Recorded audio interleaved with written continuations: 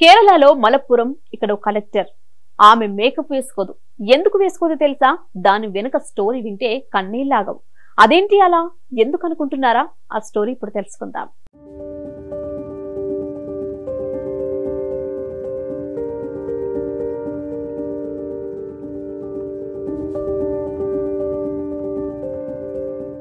జీవితంలో ప్రతి ఒక్కరికి కష్టాలు వస్తూనే ఉంటాయి. అయితే అవే మన కష్టాలను, లక్ష్యాలను దగ్గర కాకుండా చేస్తాయి.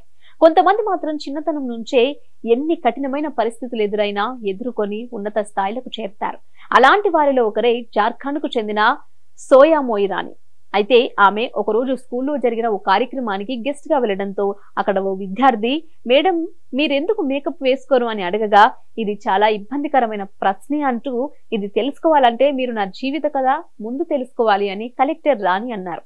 దీంతో ఆమె కథను చెప్తే కథ పూర్తయ్యేసరికి ప్రతి ఒక్కరి కలలో నుంచి కన్నీళ్లు వచ్చాయట. అసలు ఆమె స్టోరీ ఏంటి? అంతలా తన జీవితంలో ఏం జరిగింది?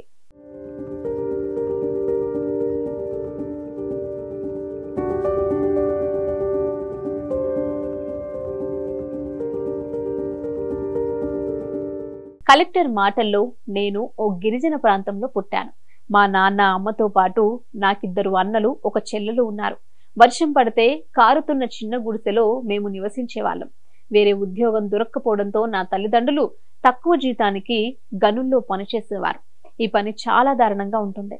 నాకు 4 సంవత్సరాల వయసులో మా నాన్న, అమ్మ, ఇద్దరు అన్నలు రకరకాల జబ్బులతో మంచంలో ఉన్నారు. గనుల్లోని ప్రాణాంతకమైన ధూళిని పీల్చడం వల్లే ఈ వ్యాధి వస్తుందని అప్పట్లో మాకెవ్వరికీ తెలియదు. దీంతో నా సోదరులిద్దరూ తీవ్రమైన అనారోగ్యం, ఆకలితో చనిపోయారు. ఆకలితో ఎండిపోయిన నా చర్మం, ఎముకలాంటి నా చేతిని పట్టుకున్న మా నాన్నతో కలిసి టిన్ షీట్ లో కప్పబడిన ఒక పెద్ద గని వద్దకు పని కోసం వెళ్లాను. దిగువనున్న చిన్న చిన్న గుహల గుండా వెళ్లి మైకా ఖజానాలను సేకరించడం నా పని. ఆ పని 10 ఏళ్లలోపు పిల్లలకు మాత్రమే సాధ్యమయ్యేది. నా జీవితంలో అలా పనికి వెళ్లి మొదటిసారి అప్పుడే కడుపు నిండా రోటీలు తిన్నాను. నేను ఫస్ట్ క్లాస్ లో ఉండవలసిన సమయంలో విషపూరిత దుమ్ము పీల్చుకునే చీకటి గదులలో మైకాను సేకరిస్తున్నాను. అయితే అక్కడ కొండ చర్యలు విరిగిపడటం, అప్పుడప్పుడు ప్రాణాంతక వ్యాధులతో కొందరు పిల్లలు చనిపోవడం సర్వసాధారణమైంది.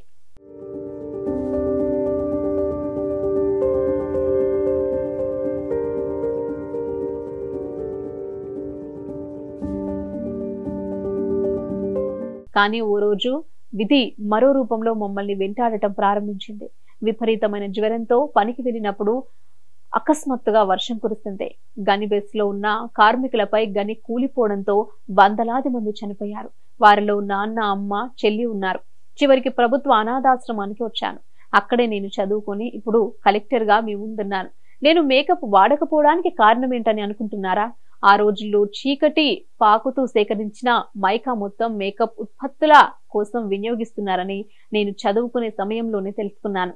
మైకా అనేది ముత్యాల సిలికేట్ ఖనిజంలో మొదటి రకం. పెద్ద పెద్ద కాస్మోటిక్ కంపెనీలు మేకప్ కోసం దీనిని వాడతారు.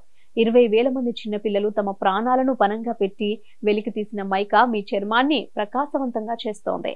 ఎంతో మందిని బలిగొన్న నలిగిన పిల్లల చేతుల నుంచి వచ్చిన మేకప్ ను నేను నా ముఖానికి ఎలా వేసుకోవాలి? ఆకలితో మరణించిన నా సోదరుల జ్ఞాపకార్థం నేను కడుపు నిండా ఎలా తినగలను?